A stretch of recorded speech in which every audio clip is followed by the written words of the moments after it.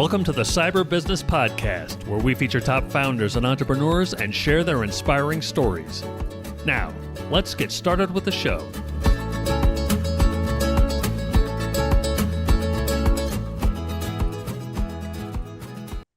Matthew Connor here, host of the Cyber Business Podcast. Today, we are joined by David Epperson, the CIO of H2O.ai. David, welcome to the show. Hey, thanks for having me. Thanks for being on. Before we get too far in, a quick word from our sponsors. This episode is brought to you by cyberlynx.com. That's cyberlynx.com. Do you know if a hacker's in your system? Most people and most companies don't until it's too late and the hacker's already done damage. A hacker's job is to bypass your security, so companies need a way of knowing when hackers gotten past their security. That's where CyberLynx intrusion detection comes in. With our 24/7 security operations center, we use a combination of AI and cybersecurity technicians to see when a hacker successfully bypassed your security. So if a bad guy gets past your security, we'll know right away and be able to kick them out. Find out more at cyberlynx.com. That's cyberlynx.com. And now back to our show. David, for those who aren't familiar, can you tell us about H2O.ai and your role there as CIO? Yeah, sure. H2O was interesting to me. I was a career Fed, did 20 years in the military, 20 years in the federal environment, and went from being some civil affairs airborne guy to being a geek and being a cyber guy. And as I saw cyber starting to get a critical mass where it's harder to find a job in cyber, to be honest with you, than it was 4 years ago, 3 years ago, 1 year ago. And about 7 years ago, I started looking like what's going to be next, because I'm the Chief Information Security Officer for H2O. They do have a CIO, but it's not me. We were separate. That's cool. I mean, this is how they organize. I've been both a CIO and a CISO of that thing behind me, CISA. And they're unique experiences, each of them, right? And the reason I looked at AI in general, and I'm like, that's definitely the next thing coming. Machine learning, artificial intelligence.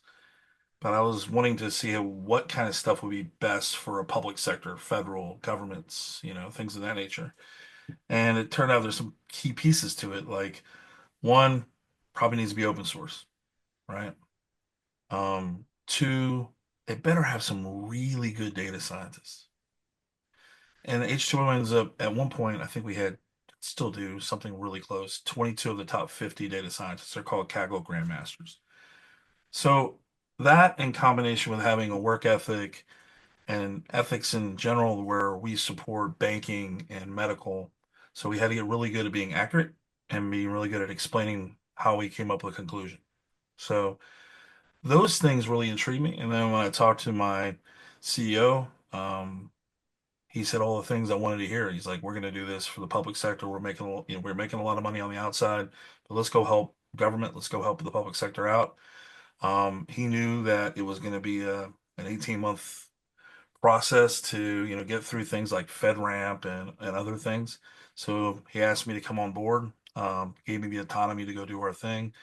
And one of the things I'm most proud about, the thing that we have to do is, as a commercial sector or the private sector, is make sure that we continue to keep the confidence and trust of both the American public, or public in general, and the governments that we serve. So I think the biggest thing for us is, don't sell a science experiment to something that's going to serve the people of a country, right?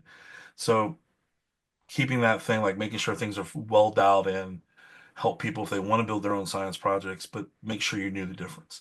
And those were the real key pieces that were much different than the other artificial intelligence companies that were knocking at my door. Yeah, no, I think that's a good point. And so, yeah, really, because most of them are out there looking to monetize, and often it's at at the price of your data, right? So how does H2O take a different approach to that? How are they monetizing that successfully to kind of safeguard data while still making a profit? Yeah, I think it comes down to the roots of where this organization was. It was medical and highly regulated industries like banking. So efficiency, explainability, measuring things like a bias, lack of drift, accuracy, robustness. By the way, those kinds of things are probably going to be in the next thing called FITARA, Federal IT Acquisition Act, that gave all the CIOs in federal government their authority to basically have a say on anything that was plugged into a wall. and making sure it was secure and all these other things. So they had a FISMA scorecard. I think between DoD and the Congress, they're going to, and some of the .gov, they're going to come up with some criteria to have ethical AI and responsible AI. You sort of see that stuff coming right now, and there's a lot of drafts and a lot of things that are in place, and things are getting undone and redone. But when it comes down to it's some basic things. It's like measuring those five key things I said, and maybe also putting in something that's sounds arbitrary, but it's probably the most important thing. If you want to really do due diligence, you have to have a third party validation of all your models so that when I go before Congress as a Fed and they say, where'd you come up with this? We're like, I came up with this with XAI, whatever. And I validated it with YAI, who's a competitor. And here are the deviations, and here's all the documentation. And you're really submitting math, not art. And if you can, but also there's some complications when you talk about measuring. Not everything needs to be accurate. Like FEMA, for example, needs to have more higher lack of bias than they do accuracy. Whereas DoD, if they're going to have target of the enemy, they want to have more accuracy than bias. So you want to make sure that when you measure the model, you know the task that it's doing, right? Sure.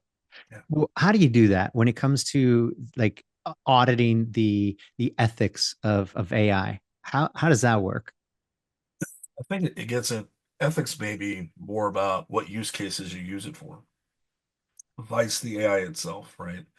So, when you're trying to make sure you give generators to the right population without bias, I don't think that's an ethics problem as long as you do it well and you measure how well you do it.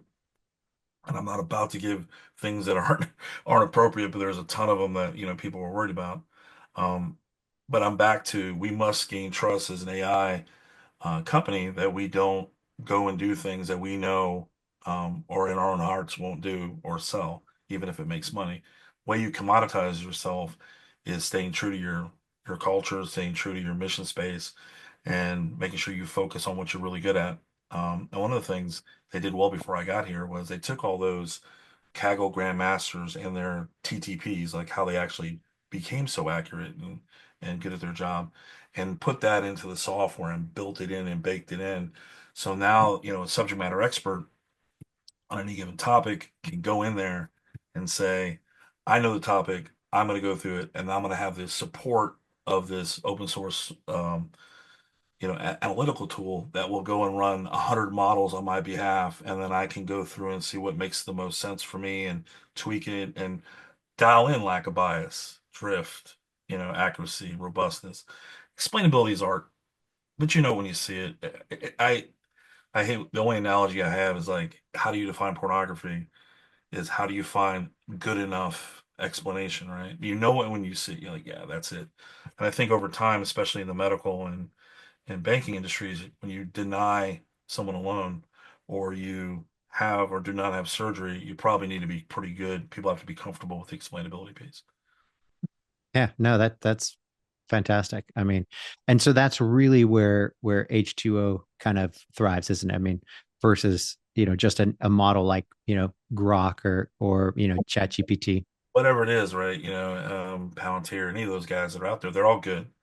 And that's sort of why I'm excited about having the third party validation tool. I think it's good for the world. I also think it's really good for H2O because if you've paid a lot of money and you get 92% accuracy, that seems amazing. Um, but sometimes 96, 97 is better, and that's our space to really dial you in to get that much more margin out of your effort. I love it.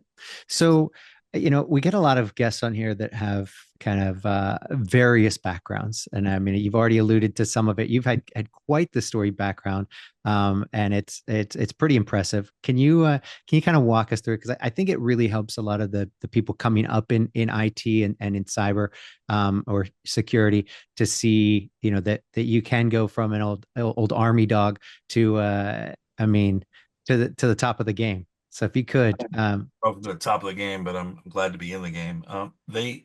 I think it started way back when I was a child at 2 months old. I left the United States and went to Asia for 17 years. Spent most of my time in Japan. I did China, Korea, and Thailand, but I became a gadget fanatic and a gamer, in the 70s and 80s as a kid in Japan. So I've always had this. You can look behind me. I gotta have whatever the latest thing is. I gotta have enough money to go buy the cool stuff. Um, and when I came back, I almost immediately joined the military. I did that delayed entry program in high school because I knew I needed some discipline because I wasn't really good at school. Yeah. So you and I both. So I decided, I'll do delayed entry to basic AIT, all junk, and found my way to Fort Bragg with a number of different badges and everything, tabs and everything else, and yay. To avoid being my father. My father worked for the National Security Agency. I'll leave it there, but he's the kind of guy that was a polyglot with 11 languages and a GED out of high school. So, and he got all the way up to senior executive in that organization. And I didn't want to be him. I didn't want to be some desk jockey. I didn't want to do um, analytics. I didn't want to do data. I sit on my butt in a desk. So I avoided it for a long time, and I have the knees and back to prove it with a many, many, many jumps and a number of deployments. But when 9/11 hit, I was pretty beat up. And they started this thing called the Office of Homeland Security. And one of my active duty general officers said, "Hey man, I want to introduce you to this guy named Tom Ridge. He's a former NCO. He'll talk to you." He's like, "How bad are you hurting?" I'm like, "I'm fine, I'm fine." He's like, "Maybe not." And I became the seventh person hired at Homeland Security. It was at the White House. It was in the ward room, like the little mess hall for the VIPs. And then soon after that, it was the Department of Homeland Security, and I stayed with it for their first 18, 19 years. I got us old enough to vote but not drink, I think is what I made it for DHS. Predominantly, I stayed in IIP for the military guys. That's like the Intel Ops, but it's mainly cyber and analytics, which became preparedness, which was the same thing, a different name, and then it became NPPD, National Preparedness Programs Directorate, same thing, different name. And then it became this thing behind me, CISA. Finally got an acronym that made sense. But in between those things, I would go to the White House to work on classified stuff for handoffs between presidents. So every time there was a presidential transition, I spent about 6 months with the old president, about 6 months with the new. So diverse side had West Wing side as a deputy CIO of the White House, and then East Wing side providing help for transition of the president. And then, not that I got bored or anything, but I got to a point where they needed new blood. CISA needed a new blood to come in, and they're doing really well, and I'm super proud of them. Um, and I went out, and I think I needed the diversity of the commercial sector because what's easy on inside the Fed is hard on the outside, and vice versa. It's quite different. My boss is like, so you can pick up the phone and call that guy. I'm like, yeah, but that's not hard. The hard part is the FedRAMP piece over here that I'm going to be focused on for 18 months, right? So Yeah. yeah. No, that's fantastic. I mean, how did you find the transition? I mean, after really all those years, that is not I made it 10 years in the army, and the transition was I think I got out just in time to where it was that's easy enough, right? You're young enough, you haven't been in for that many years. And then I went, straight into the civilian world versus, continuing on with the government after the army. And I could see how that's got to be pretty challenging, for a lot of people after 10 years, 20 years. And you've racked up a number of years before you finally made it into the civilian world. So how was that transition for you? Scared to death. Anybody tells you differently, they're a liar. I remember just going from the military to federal environment, and I mean, I went from E6 reservist, finally made it further, but to SCS 2 and 3 while I was still on reserve duty, which is like comical. Basically, I had the equivalent of a general officer, and I could go to Fort Bragg and get that nice place to live and come out as some junior NCO. So those of you know, it's sort of a little comical, but it's fun. But that was quite a transition. And then this transition was scary because it's in the federal government, you have stability. I mean, for the most part, you really do. Um, and you bust your butt and you complain about the fact you're not getting paid because it's a fact. But you're doing God's work and it's great. And you sort of look at vendors and go, okay, but look, they're driving a nicer car, their kids are going to better schools, that kind of thing. So you think that it's all about the money. And then when you come out and you realize you can get fired at will, um, it's the same amount of heavy work. It's still people, time, and money. You're still managing the same stuff. Uh, but I can tell you the shock I had was the amount of, I have to say, patriotism and support of the federal government was no different from inside. People were absolutely convicted to making sure they did the right thing, even at a loss of profit. And I wish the American people could see that because when they see some of the big boys and small boys and are all like, yeah, well, they're also doing things at very small margins to help this country. Yeah. No, and that's I think I think you're spot on. I think that's the thing. I think that guys like us where we got into the army for for a very specific reason. It resonates with us as on a core level. It's just that character. And it took me a long time to realize after I got out, the thing I loved about Cyberlinks was we're doing the same thing. Right. No, we're defending US companies against all enemies, foreign and domestic. They just happen to be cyber, right? We're in Culture, a right? It's culture. Like as soon as I got out, my wife had stage 3 cancer. Um, sorry. 27-pound mass in her ovary out of the blue, 90 days undetectable to that. And so I've only been in outside for 90 days. I'm in a panic for all kinds of reasons, right? And my boss flew out, got in front of me, and goes, "Stop. I got you. Forget work. Get your butt in there and support your wife." And I damn near cried. I'm like, I expect that in the military. I Yeah. expect that in the government. I didn't know I could expect that and count on that as a civilian.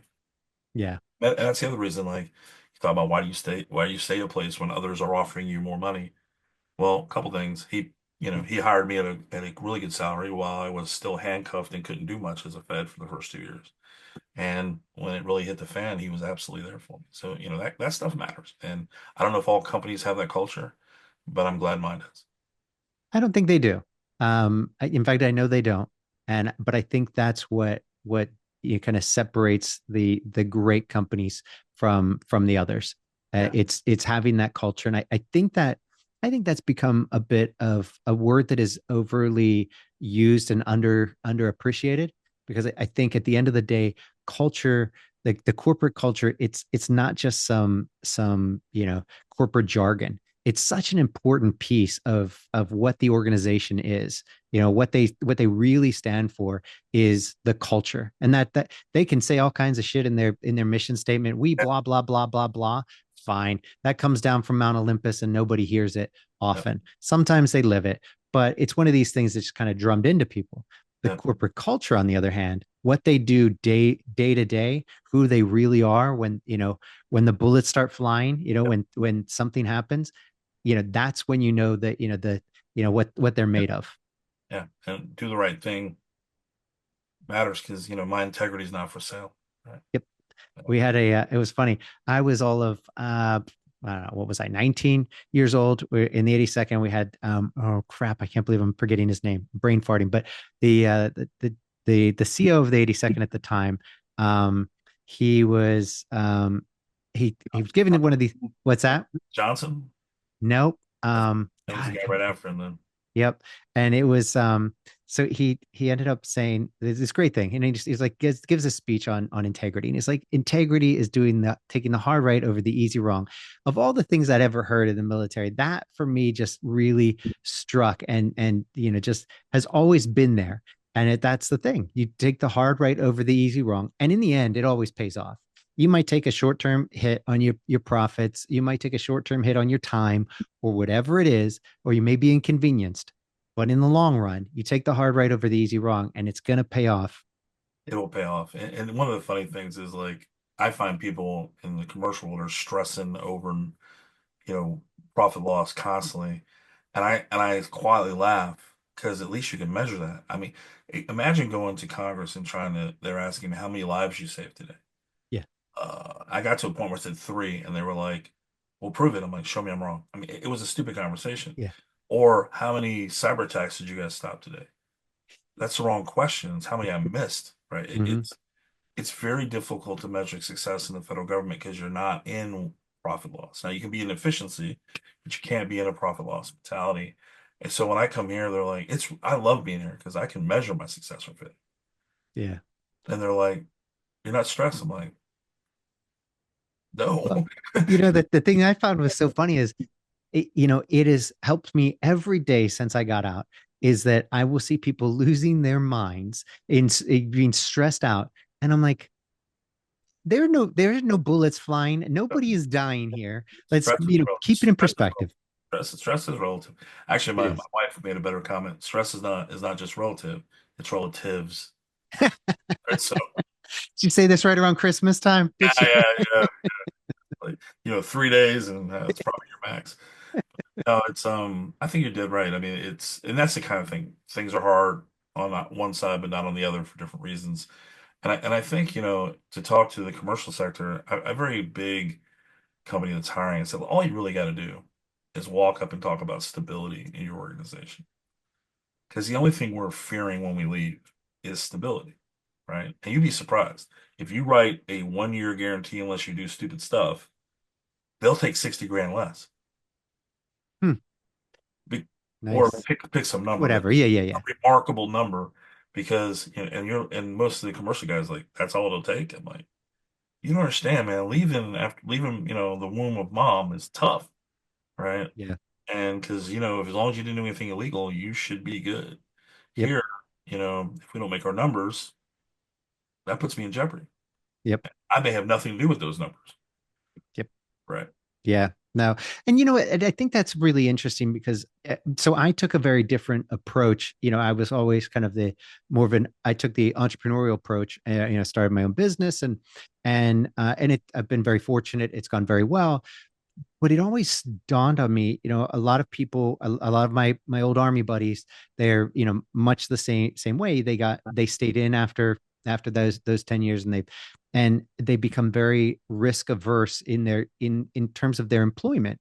Yeah. And it always, struck me as odd, because I think at the end of the day, there's really no difference between that entrepreneur and that employee, because, in that you always have to be working, every day at your very best. It has nothing to do with stability. Do they like me? If all of our clients could love us to death, but if we stop performing, if we stop doing a great job, we're going to not have them, and then we're not going to have jobs, right? And so I think, in the one hand, whether you're an employee or an entrepreneur, you're running, and you're running the show. At the end of the day, you really do have to be creating value in the world. And if every day you show up and it's not about just like doing okay or even doing your best, what you're focused on, like you could be the best spinner in your chair the world's ever seen. You could spin it, 4 Gs and not pass out but Yeah. what did you accomplish? Yeah. Yeah. Right. So how did you help the organization? And if people focus on that, I think that's what it comes down to. How do I create value and make things better? Well, two things come to mind when you say that, right? Like, um, when you become a senior executive, a lot of people write their resumes for, I did this, um, here's how I did it. But they don't talk about the outcomes of what they've done. Like, because I saved us X, we were able to use that resource to go do Y. And they never take credit for that. Yeah. And they need to, and I do think though the entrepreneurial thing is you're very right. I would say 3/4 of my federal friends that leave try to go back, and half of them go back because it they couldn't make the transition well. Yeah. And I struggled a little bit. I mean, like I went to my first CFO that was here, and I'm like, I need to be a cost center so that I know how much money we're spending on cyber. And he goes, "You don't want to be a cost center." I'm like, "I do, because then when I bring in a customer, I can say I have now paid for myself. Leave me alone." Yeah. And but a lot of the feds coming out don't have that. They don't. That's not intuitive for them, right? And many of them want to come out and not sell. I don't want to sell. The best way for me to sell is not to be tied to a number, right?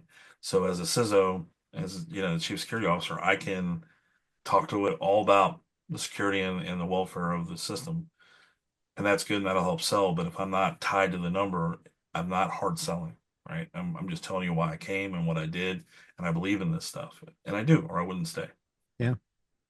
No, it's interesting because a lot of people are finding, I think, good success in, instead of security being one of these things that is just cost, which I think you rewind 10 years ago and that's all anybody saw. Heck, IT or security, it was all just, it was a cost. It was, it wasn't generating anything. It was just costing us money. And I think a lot of people have done a great job kind of working to change that way of thinking, to where now it's not a matter of we're a cost center, we're just an expense on, but instead we are an integral part of the entire operation. I mean, now it's what gets done if the internet's out. I mean, it might as well be the electricity, right? Because nothing's really getting done if you don't have internet, right?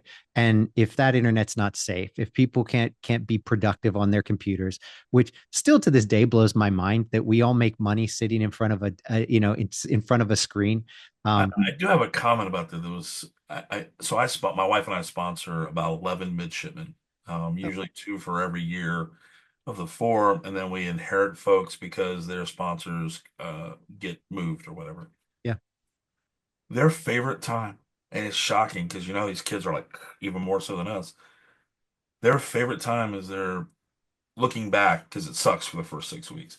But yeah, when they're there for the first 6 weeks, it's like basic training. They're not allowed to touch their phones, and they will tell you it was a relief of stress. yeah, But when they put it down, I mean, they're like, now what I see is these kids, at least the ones I'm dealing with, are like, you know what? I'll be present in the moment.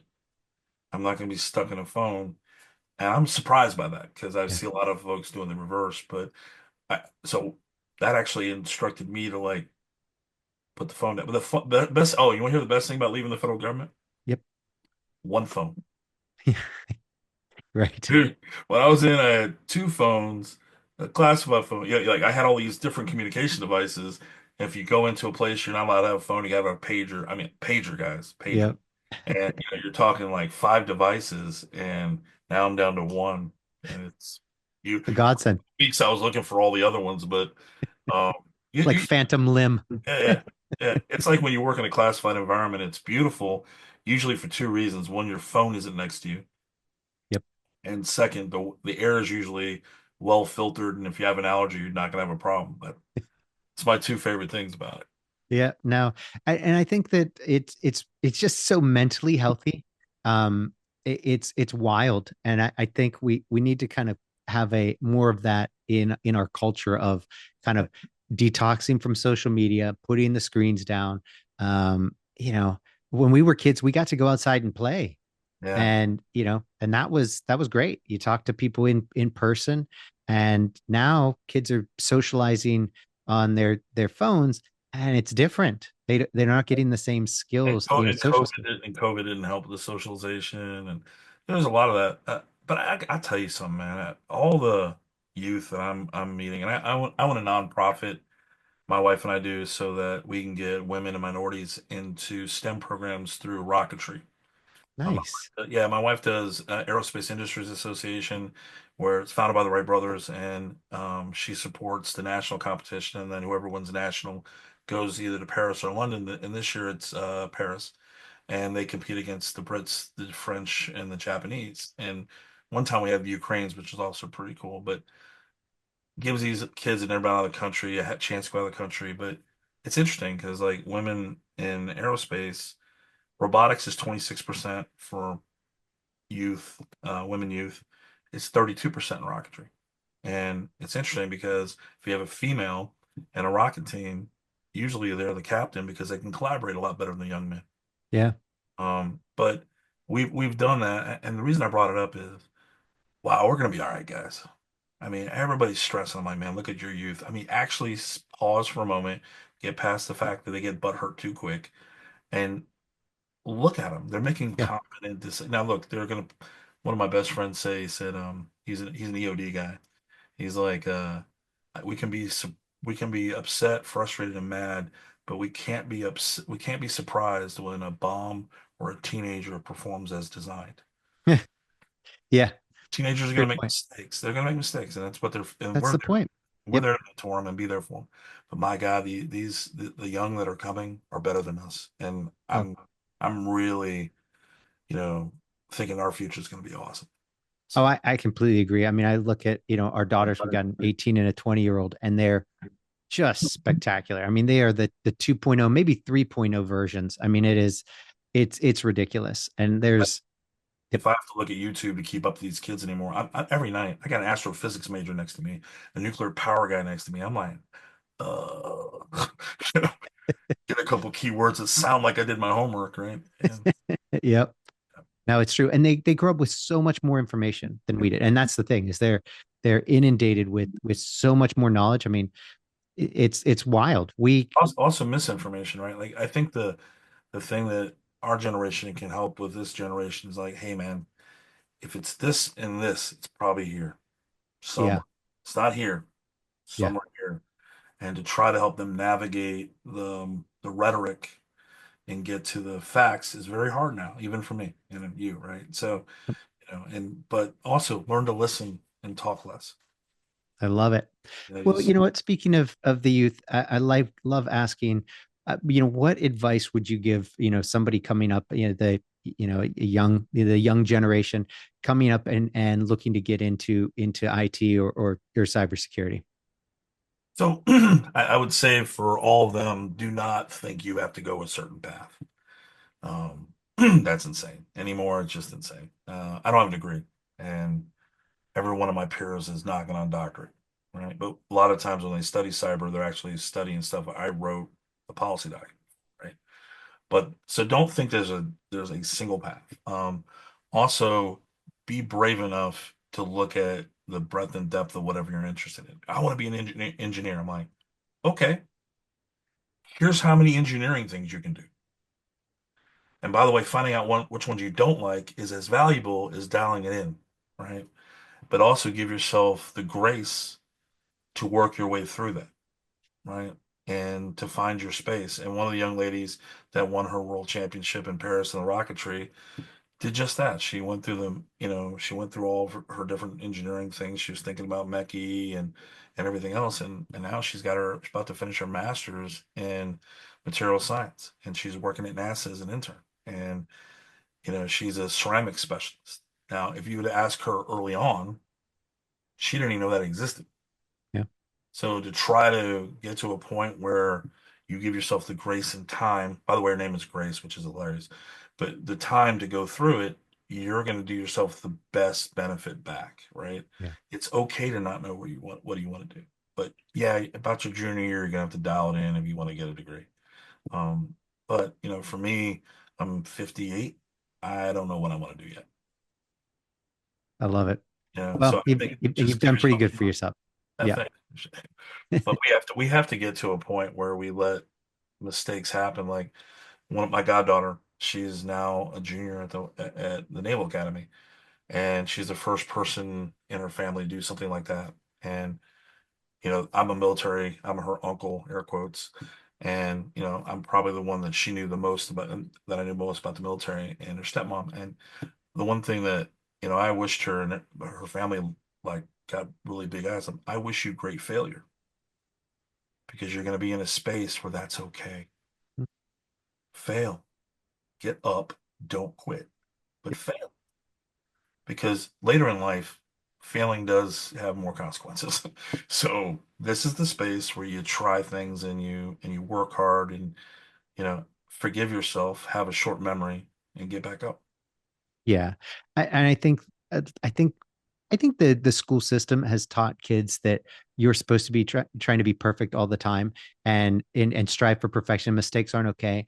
And I think I like to make a very big distinction between, kind of, I think failing is what happens when you quit trying, That's but the fair. mistakes are what you learn, that is what you learn from. That is how you get there. And you can't get to be successful without having made a slew of mistakes. I mean, the Edison and his light bulb, 10,000 ways to not make the light bulb. And then boom, you can't look at it like, oh, if he just quit after two, like, I can't make a light bulb. We'd still be in the dark maybe. But like the Brits got it right for the transition between high school and college. They do it in 3 years instead of 4. But the first year for most of the universities out there, you're mandatory. You got to stay in a dorm. You got to learn to deal with people, and it's pass fail the first year. Oh, nice. It's not, you get grades, but it's pass fail. It's you'll know how you're doing, but it lets you get your feet on the ground socially by yourself. And then, oh, by the way, you're getting done. You can get a master's in an additional year. So in 4 years, you can get your master's, which what they do, there's some consequence to that. They don't have, art appreciation for an engineer. They don't have geography, and things like that. But I do think there's something to be said for letting someone transition away from their family under some duress in a place that it's going to be okay if you struggle, and the accountability is going to continue to get harder, but you're going to be able to do it. It's interesting how different countries handle different things. Yeah, 100%. We're sponsoring 4 kids in UK for rocketry, and one of them won the world championship, and his sister came in second in the nation. So that's awesome. I love that. Awesome, yeah. Super cool. Well, hey, before we go, and it's been so great having you on. Can you tell everybody where they can find out more about you and H2O? Yeah, H2O.ai. Come check us out. There's a lot of free tutorials there and a lot of YouTube videos you should be able to see. And I'm Dave at H2O.ai. So reach out to me and I'll be happy to get you navigated where you want to go. I love it. Dave, from one old Army guy to another. Thanks again, buddy. And until next time. Awesome. Thank you. Thank you.